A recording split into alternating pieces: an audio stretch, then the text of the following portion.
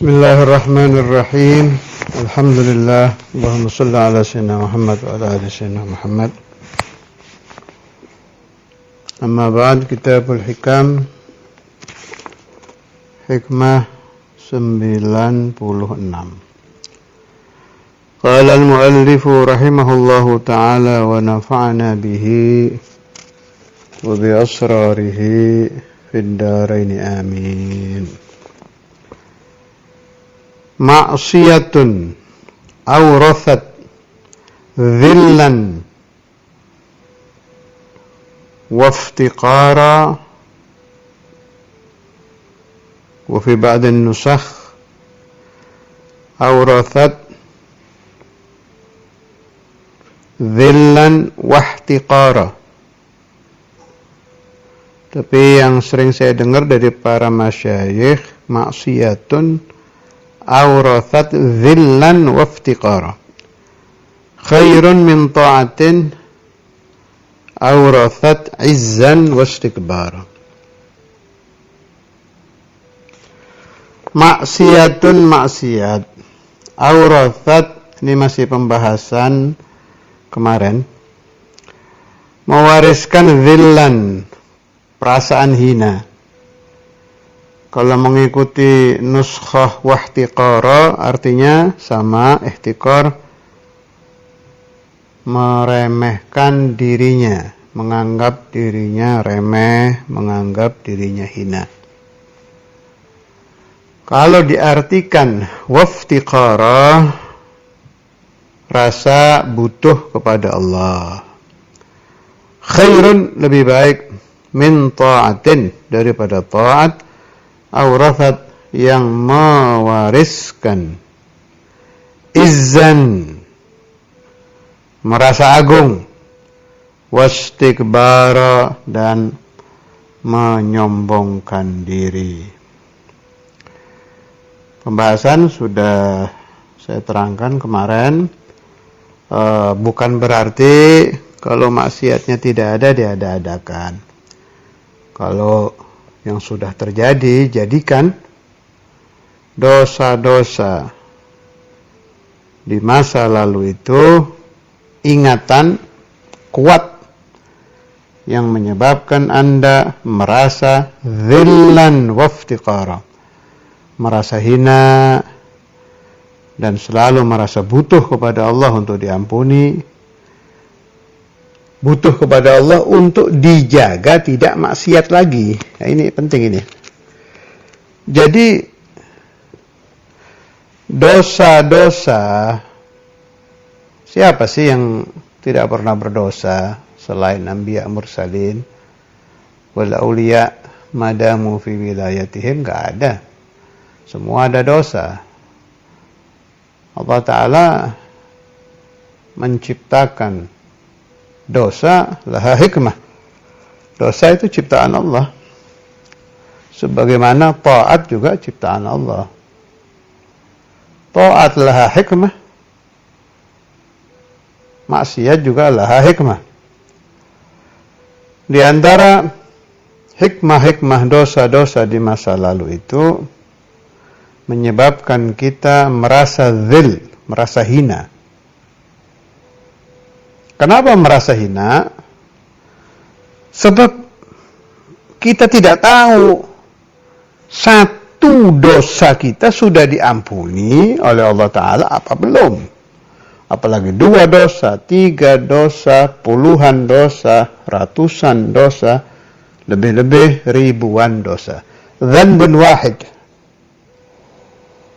Kita mohon ampun kepada Allah Ta'ala. Na'am, innallaha ghafurur rahim. Faham saya, na'am.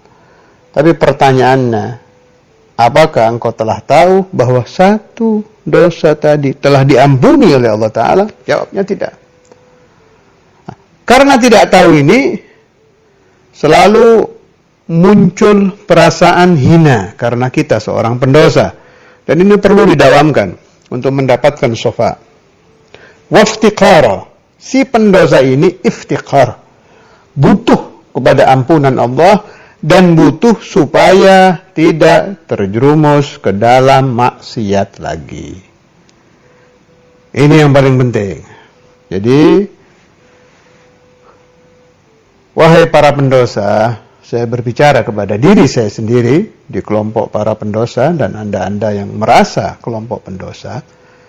Selain kita memohon ampun kepada Allah Ta'ala, kita juga harus memohon hifdz. Al-hifdz minal ma'asi. Supaya kita dijaga, tidak terjerumus lagi ke dalam maksiat. Saya pernah bertanya, di masa hidup Syekhuna Al-Habib Al-Barakah Al-Arif Billah Al-Wali Ahmad bin Abdullah Al-Attas, sahib Ismaillah Al-Husna bin Hil Jakarta, semasa beliau masih sugeng, masih hidup di alam dunia. Saya tanya kepada beliau, kenapa saya masih ingat? Sebab jawaban beliau saya catat di buku saya. Penting ini masalah. Saya tanya, ya Habib, al-hifdz minal ma'asi mawjud am la? Bapak Habib Ahmad ini kan terkenal sering mengijazah istighfar. Jadi kalau selain Asmaul Husna, jadi kalau ada orang ingin Allah Ta'ala meluaskan rezekinya, dikasihnya istighfar. Astaghfirullahaladzim wa atubu ilaih. Istighfarnya Habib Ahmad itu ijazah min Sayyidil Walid Habib Ahmad bin Abdul Attas. Astaghfirullahaladzim wa atubu ilaih. Astaghfirullahaladzim wa atubu ilaih. Beda-beda beliau kasih orang. Ada yang dikasih 500, ada yang dikasih tanpa hitungan. Itu ada orang yang ingin diluaskan rezekinya. Waktu itu orang itu bareng sama saya. Sowan kepada beliau, dikasihnya itu. Suruh memperbanyak istighfar. Si orang ini ya, yang talabar rizq. Ajazahu kathratal istighfar.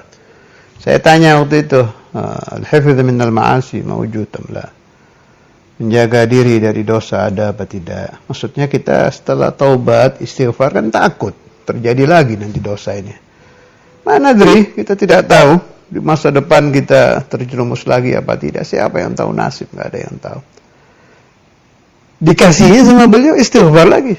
Wa may yastaghfir rabbu ya'fu anhu wa yahsunuh, katanya.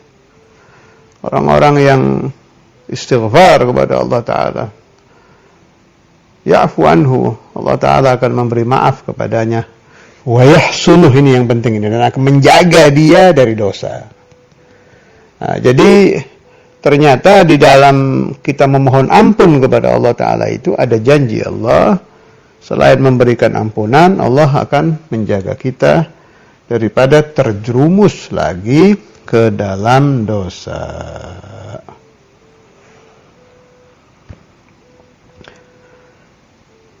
Maksiyatun awrathat dhillan wa iftiqaran khairun lebih baik min ta'atin awrathat izzan wa istikbara.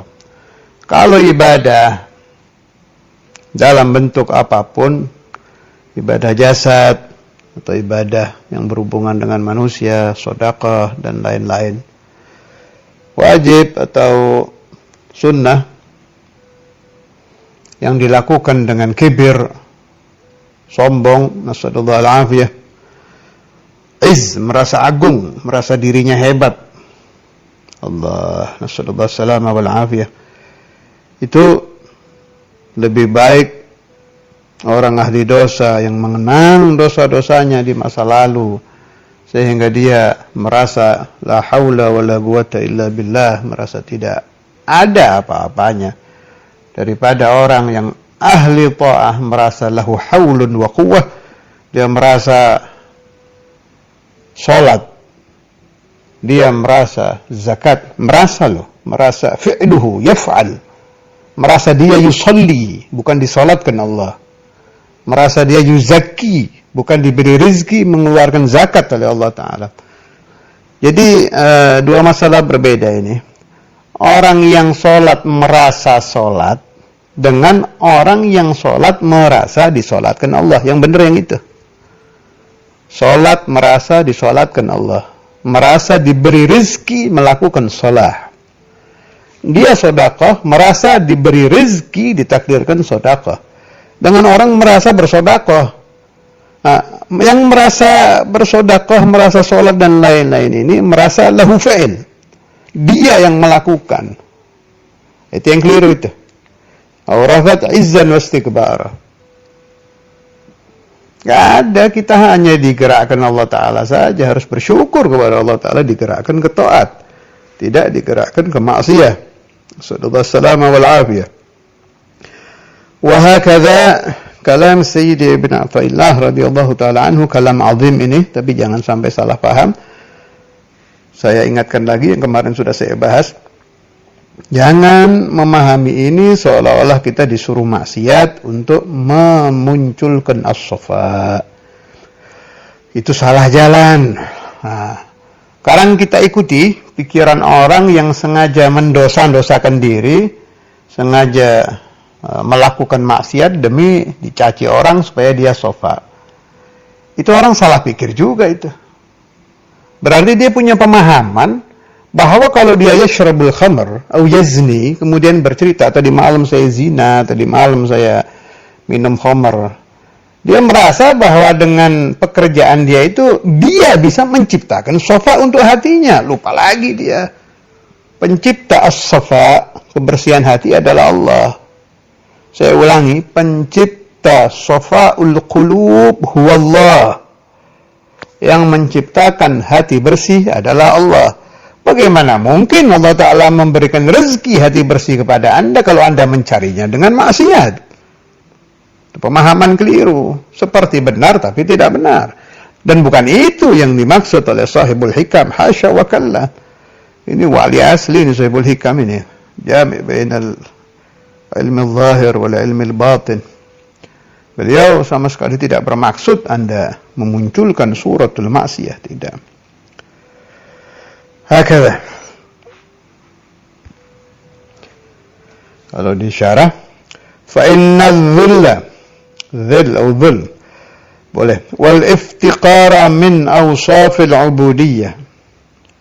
Merasa hina, merasa selalu iftiqar, butuh kepada Allah, sebagian dari sifat-sifat ubudiyah, penghambaan diri kepada Tuhan. Wattahaqquqa, dan tahaggub bihima, dengan dhil wal iftiqar, mujibun, mewajibkan, lil qurbi, dekat, min rabbil bariyah, daripada Allah subhanahu wa ta'ala. Wa ammal izzu, adapun merasa agung, wal istikbaru, merasa sombong, fa innahuma min awsafir rububiyah.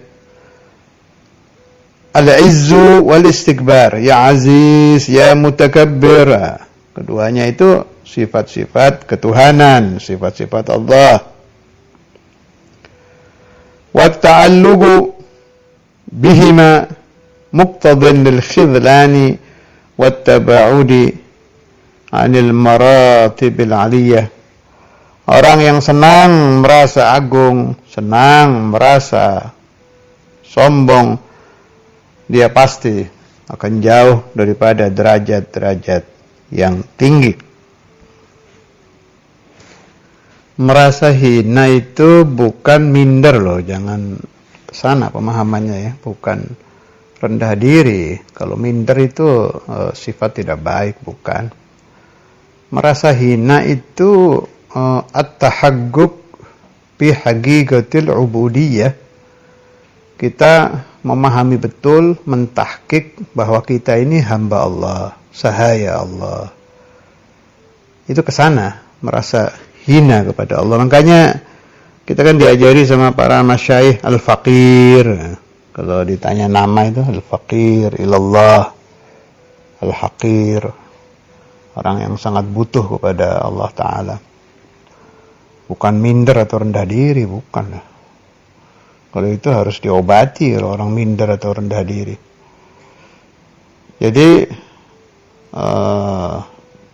al-dhillu wal iftiqar, al-faqir dan al-dhalil. Jadi aurafat dhillan itu biasanya al-dhalil, waftiqara al-faqir, yang sangat butuh kepada Allah, al-haqir, yang hina. Itu betul-betul dipahami oleh kita karena memang aslinya ya begitu. Al-abdu la yamliku syai'an, kita sebagai hamba tidak punya apa-apa. Yang memiliki kita huwallah. Kama qala Syekhuna al-Imam Al-Qutb Al-Habib Abdullah bin Abdul Qadir بالفقيه في بعض مقدمات خطبته شهادة عبد لا يملك لنفسه نفعا ولا ضرا ولا موتا ولا حياة ولا نشورا. Itu kalau orang sudah paham tauhid betul, dia akan tahu bahwa dia tidak memiliki apapun yang mendatangkan manfaat, tidak bisa menolak bahaya, bahkan menolak mati ya tidak bisa. Nah, kita hidup ini loh, menghidupkan diri nggak bisa dihidupkan kan? Berarti kita lanam likul hayah gitu maksudnya Ustaz Imam. Sifat hayat kita sendiri dibikin sama Allah Ta'ala. Bukan kita yang menciptakan kehidupan. Nah, begitu kita mati, ya dimatikan Allah. Nanti dari kematian dibangkitkan yaumun nusyur ya Allah tadi. La namliku syai'an. Fa idza tahaqqaqta, kalau engkau sudah faham betul, sudah mentahqiq bahwa engkau tidak memiliki apa-apa, berarti kita kan mamluk. Al-mamluku yang dimiliki Allah. Bahasa lainnya mamluk apa? Budak. Al-abad. Abad aziz atau dhalil? Dhalil. Al-aziz wallah. Al-dhalil anta. Itu kesana maksudnya. Bukan minder, nggak ada ceritanya. Aulia, ashabu Rasulullah, anbiya, mursalin, minder nggak ada. Malah syaja'ah. Hakadha. Allah yarzuqna wa iyyakum al-fahma bima qalahu awliya'uhu wa anbiya'uhu wa rusuluhu. Amin.